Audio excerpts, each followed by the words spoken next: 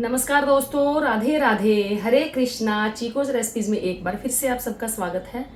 तो आज की जो वीडियो है, कल है मोहिनी एकादशी, उसी के ऊपर है। तो सोचा कि चलो थोड़ा ठाकुर जी का स्नान करवाते करवाते थोड़ा सा आपको एकादशी व्रत के नियमों के बारे में बता दूं और एकादशी के बारे में बता दूं। थोड़ा सा पहले तो एकादशी के बारे में ये बता दूं कि ये जो मोहिनी एकादशी है वैशाख मास के शुक्ल पक्ष में आती है। व्रत वैसे किए जाते हैं जैसे हर बार करते हैं, लेकिन फिर भी जैसे अभी ये वीडियो बनी रही है, ठाकुर जी का स्नान भी हो जाएगा, साथ साथ बताती भी रहूंगी कि व्रत के नियम क्या होते हैं क्या नहीं होते हैं। तो जी, वैशाख मास के शुक्ल पक्ष की एकादशी को मोहिनी एकादशी के नाम से जाना जाता है। और एकादशी का व्रत करना बहुत ही अच्छा होता है, सेहत के लिए भी और मानसिक अपनी संतुष्टि के लिए भी, यानी कि वैज्ञानिक दृष्टि से भी अच्छा होता है और आध्यात्मिक दृष्टि से भी व्रत करना बहुत अच्छा होता है, और वो भी एकादशी का। तो जी, जो मोहिनी एकादशी है 1 मई को है, यानी कि कल है, सोमवार के दिन है। तो सबसे पहले सुबह जल्दी उठेंगे एकादशी के दिन, उसके बाद करेंगे अपने मंदिर की साफ सफाई। तो जी, सबसे पहले करेंगे खुद स्नान करके, पानी में गंगा जल डालकर स्नान करेंगे और पवित्र नदियों का नाम लेंगे। गंगा, यमुना, जो भी हमारी पवित्र नदियाँ हैं, कावेरी, कृष्णा, नर्मदा, गोदावरी, जितनी भी नदियाँ, सबके नाम लो जितने याद हैं। उसके बाद अपने खुद के भी साफ सुथरे कपड़े पहनने और एकादशी के दिन करें। सबसे पहले वैसे तो रोज़ मंदिर की सफाई कर लेनी चाहिए, लेकिन एकादशी के दिन भी कुछ लोग पूरे मंदिर की डीप क्लीनिंग करते हैं। तो एकादशी के दिन सुबह जल्दी उठ के या तो एक दिन पहले सफाई कर ले, नहीं तो एकादशी के दिन भी अपने मंदिर की साफ सफाई जरूर करें। ठाकुर जी की जैसे पोशाक अभी 1-2 दिन पहले ही बदली है तो कोई ज़रूरत नहीं है बदलने की, अदरवाइज आप उनकी पोशाक बदल दें। तो ये देखिए, राधा रानी की जो पोशाक है ये मैं इनकी बदल चुकी थी, और कान्हा जी का श्रृंगार आप देख ही चुके हो। तो जी, ये देखिए राधा रानी का श्रृंगार। वैसे आपको जो शॉर्ट्स वगैरह वो मिलेंगी।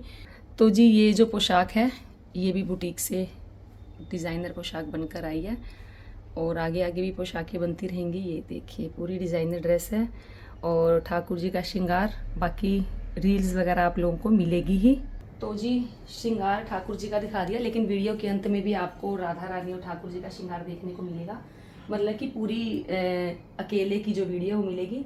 और जो शालीग्राम जी अगर घर में रखे हैं तो शालीग्राम जी को भी स्नान उनका एकादशी के दिन भी करवाया जाएगा। वैसे तो जिनके शालीग्राम जी होते हैं वो स्नान रोज ही करवाते हैं। और फिर मंदिर की करेंगे साफ सफाई।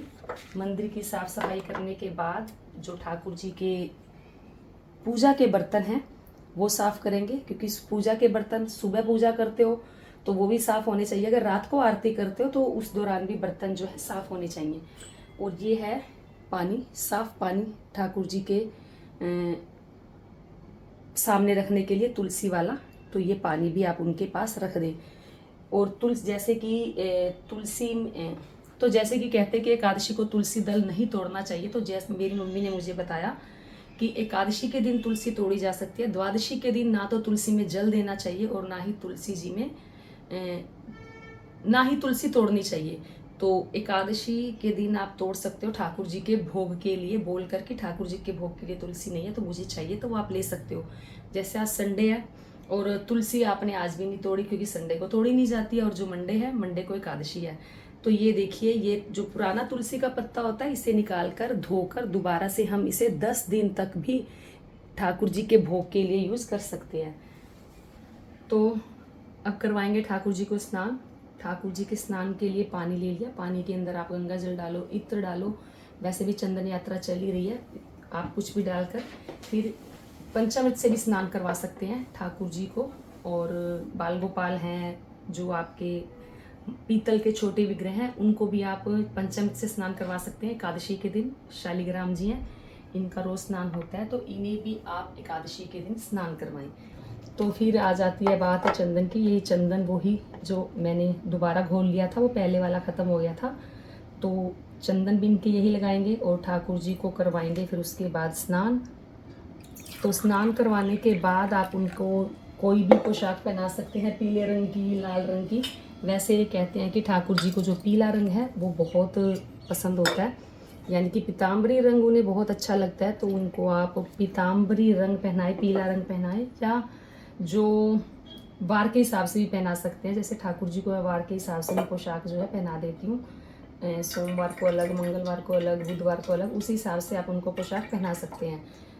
तो आप उनको वार के हिसाब से पोशाक पहना सकते हैं। उनको पोशाक पहनाकर अच्छा श्रृंगार करने के बाद आप उन्हें मंदिर में विराजमान करें, इत्र वगैरह लगाकर। तुलसी दल ठाकुर जी को, बाल गोपाल को, शालिग्राम जी को आप जरूर चढ़ाएं, क्योंकि तुलसी के बिना कहते हैं कि उनकी पूजा जो है वो अधूरी होती है। सुंदर सा श्रृंगार करके विराजमान करें। जरूरी नहीं है कि आपको चौकी लगानी है ठाकुर जी के लिए, तो सुंदर सा इनका श्रृंगार कर दें। और चाहो तो चौकी लगा सकते हो, पर यह भी जरूरी नहीं है कि चौकी लगानी ही जरूरी है। आप घर के मंदिर में भी पूजा, जो भी अर्चना रोज नियम से करते हैं वही पूजा तो वही रहेगी। ऐसा नहीं है कि कोई अलग से पूजा होती है।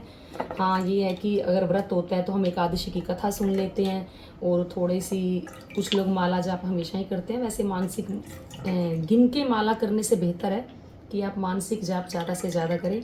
जब मानसिक जाप करते हैं तो वो ज़्यादा फलदायी होता है, क्योंकि जब भगवान ने हमें अनगिनत दिया है, बेशुमार दिया है, तो हम भगवान जी की माला हम गिन कर क्यों फेरें।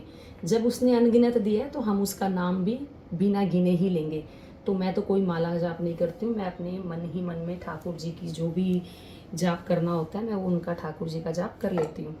तो फिर बात आ जाती है इनकी पूजा की। पूजा में आप धूप जलाएं, दीप जलाएं, देसी घी का दिया जलाएं। अगर मौली की बाती जला रहे हैं तो आप उसके अंदर मौली की बाती में आप तिल के तेल का दिया भी लगा सकते हैं। और रुई की बाती है तो देसी घी का दिया लगाएं ठाकुर जी के सामने। तो जब तक आपसे बात कर रही हूँ, बात करते करते ठाकुर जी के जो श्रृंगार है उसकी भी तैयारी कर ली जाए, क्योंकि टीका उनके लगाना है। और टीका जब भी ठाकुर जी के लगाओ, ज़्यादा पतला टीका नहीं लगाया जाता, तो टीका थोड़ा ठीक ठीक ही रखेंगे हम। तो बस उनकी श्रृंगार करने के बाद धूप दीप से उनकी आरती करें, मंत्रों का उच्चारण करें, भजन कीर्तन कर लें। उसके बाद आप ठाकुर जी के लगाएंगे भोग। लेकिन भोग लगाने से पहले तुलसी जी में भी दिया लगाना है, तुलसी जी की परिक्रमा करनी है। अगर परिक्रमा नहीं कर सकते, जैसे तुलसी जी कॉर्नर में रखी हैं, तो आप खुद ही जहाँ खड़े हैं वहाँ घूम लें 11 बार। तो ओम नमः भगवते वासुदेवाय मंत्रों का उच्चारण करते हुए तो आपकी जो परिक्रमा है वो हो जाएगी। तो जी टीका भी तैयार हो गया, ठाकुर जी के लगा दिया जाए टीका। तो आज है संडे, संडे के दिन मैं इनको पोशाक पहनाने जा रही हूँ। ये हल्का सा रेड ऑरेंज कलर है। तो जी पूजा में धूप दीप नैवेद्य, फिर तुलसी जी की पूजा करने के बाद आप पूजा करें, सूर्य भगवान को जल दें। सूर्य भगवान को जल देते हुए ओम आदित्य सूर्याय नमः बोले, लेकिन साथ के साथ अपने ठाकुर जी के लिए जो भी संकल्प लेना है, अपने लिए जो भी संकल्प लेना है, वो भी साथ साथ लेते रहें कि मैं आज ये करूँगा, वो करूँगा, अच्छे अच्छे काम करूँगा, निंदा नहीं करूँगा, चुगली नहीं करूँगा। ज़्यादा से ज़्यादा मौन धारण करें, यानी कि मौन व्रत में रहें, जिससे कि हम बुरा बोलने से बचें किसी को भी। और जब बुरा नहीं बोलेंगे तो हमारे अंदर विचार जो हैं वो अपने आप ही अच्छे अच्छे आएंगे। तो जी श्रृंगार इनका पहले थोड़ा बहुत कर ही चुकी हूँ, थोड़ा सा मैंने सोचा और कर देती हूँ। और फिर बात कर लेते हैं ठाकुर जी के सामने संकल्प लेने की। संकल्प जैसे कैसे लिया जाता है पिछली वीडियोज़ में मैंने बताया ही था। हाथ में जल लेंगे, उसके बाद ठाकुर जी के सामने संकल्प लेंगे कि हे ईश्वर, मुझे एक अच्छा इंसान बनाने में मेरी सहायता करें, क्योंकि मनुष्य जीवन है बहुत ही मुश्किलों से मिलता है, जिसे हम व्यर्थ ही गवा देते हैं इधर उधर की बातें करके। तो संकल्प यही लें कि मैं अपने विकारों को दूर करने का प्रयास करूँगा या करूँगी, जो भी है। तो और उस संकल्प पे आप अड़िग भी रहें। और व्रत कोई भी कर सकता है, बच्चे कर सकते हैं, बुजुर्ग लोग भी कर सकते हैं, जवान लोग भी कर सकते हैं। तो जी ठाकुर जी का श्रृंगार हो गया, टीका लग गया, इन्हें विराजमान कर देते हैं मंदिर में। शालिग्राम जी का भी टीका लग गया। और कहाँ थे हम थे एकादशी की पूजा पे। धूप दीप नैवेद्य से करेंगे पूजा, मंत्रों का उच्चारण करेंगे, ओम नमः भगवते वासुदेवाय मंत्रों का उच्चारण करें। भोग लगेगा फलाहार, दूध का भोग लगाएं ठाकुर जी के लिए। दूध से बनी हुई कोई मिठाई हो या हो कुछ फल दे सकते हो, ड्राई फ्रूट दे सकते हो। खुद को भी वही खाना है। नियम यही होता है कि एकादशी के दिन अन्न नहीं खाया जाता, और एकादशी से एक दिन पहले भी रात के समय हो सके तो अन्न का सेवन ना करें, लेकिन खिचड़ी चावल का तो सेवन बिल्कुल भी नहीं करना चाहिए। प्याज लहसुन का सेवन भी एक दिन पहले नहीं करना चाहिए। एकादशी के दिन आप तुलसी माला धारण करना चाहते हैं तो तुलसी माला आप धारण कर सकते हैं। तुलसी माला धारण करने के जो नियम है वो आपको वीडियो मिल जाएगी, कल आपको वीडियो मिलेगी कि तुलसी माला के जो नियम होते हैं वो क्या क्या होते हैं, कैसे धारण करनी चाहिए और कब कब धारण करनी चाहिए और कब उसको उतारना चाहिए। तो उसका जो वीडियो है वो आपको कल मिल जाएगा। तो तुलसी माला धारण कर सकते हैं। एकादशी के दिन कोई प्राण प्रतिष्ठा आपको ठाकुर जी की करनी है, कर सकते हैं। शंख की प्राण प्रतिष्ठा कर सकते हैं। और एकादशी के दिन आप श्री यंत्र वगैरह लाना चाहते हैं तो उसकी भी प्राण प्रतिष्ठा आप एकादशी के दिन कर सकते हैं। तो अब आ जाते हैं भोग पर। भोग आप जो शुद्ध सात्विक भोग लगेगा, फलाहार भोग लगेगा। एकादशी के दिन जितना कम खाओगे आप उतना स्वस्थ रहोगे, उतने आप एनर्जेटिक बने रहोगे। पूरा दिन मंत्रों का उच्चारण करते रहोगे।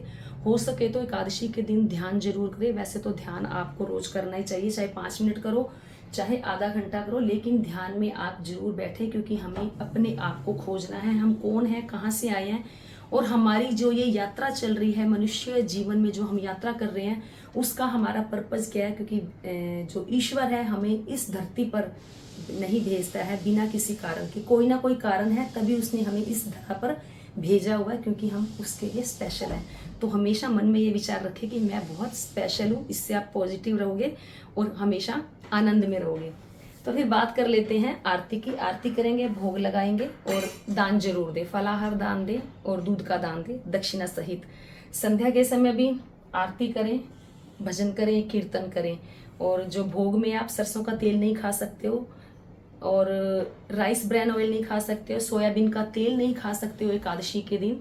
और बाकी आप देसी घी का सेवन कर सकते हो, या जो मूंगफली का तेल आता है, सनफ्लावर ऑयल, ये सब आप खा सकते हो।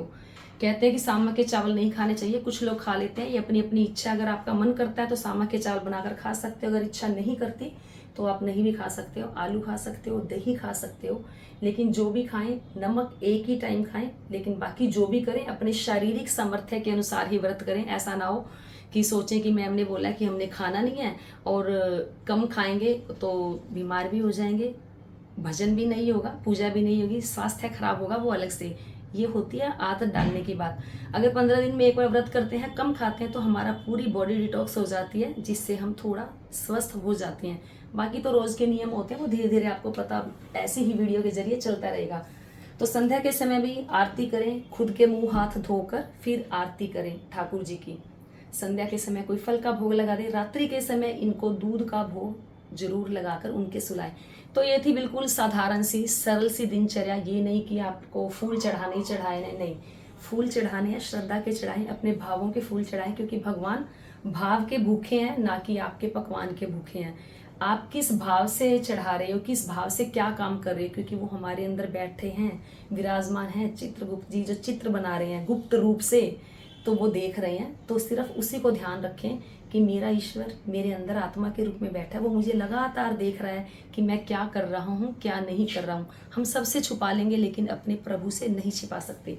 तो ये थी मोहिनी एकादशी की जो सरल, बिल्कुल साधारण, मैंने आपको बताई कि व्रत कोई भी कर सकता है। खाने पीने का यही है कि एक टाइम खाओ, अन्न का सेवन मत करो उस दिन, चावल खिचड़ी का सेवन नहीं किया जाएगा, प्याज लहसुन का सेवन नहीं किया जाएगा। तुलसी माला धारण कर सकते हैं, बहुत अति शुभ होती है तुलसी माला का एकादशी के दिन धारण करना। ठाकुर जी को भी तुलसी माला जरूर अर्पित करें, हो सके तो तुलसी की माला ही उन्हें पहना दे, तो जो हमारी एकादशी की पूजा है संपन्न हो जाती है। लेकिन उसके लिए सबसे पहले फोकस हमें अपने आप पे करना होगा, हमें अपने विकारों को दूर करने का प्रयास करना होगा। तो ये थी एकादशी की वीडियो। तो अब मैं भी आरती कर लेती हूँ। तो ये थी एकादशी की पूजा विधि। आपको थोड़ा प्रैक्टिकली ऐसे ठाकुर जी का श्रृंगार भी हो जाया करेगा, आपको ठाकुर जी के दर्शन भी हो जाया करेंगे, यही वीडियोज आप लोगों को मिला करेगी। तो उम्मीद करती हूँ आपको आज की वीडियो जरूर पसंद आई होगी। तो वीडियो को लाइक करें, शेयर करें, चैनल को सब्सक्राइब करना बिल्कुल ना भूलें। फिर से आपसे हाथ जोड़ के यही निवेदन करती हूँ कि युग परिवर्तन का समय चल रहा है, तो आप सब लोग ध्यान की तरफ जरूर जाएं, अपने विकारों को दूर करने का प्रयास जरूर करें। आज के लिए इतना ही, फिर मिलते हैं। धन्यवाद। हरे कृष्ण।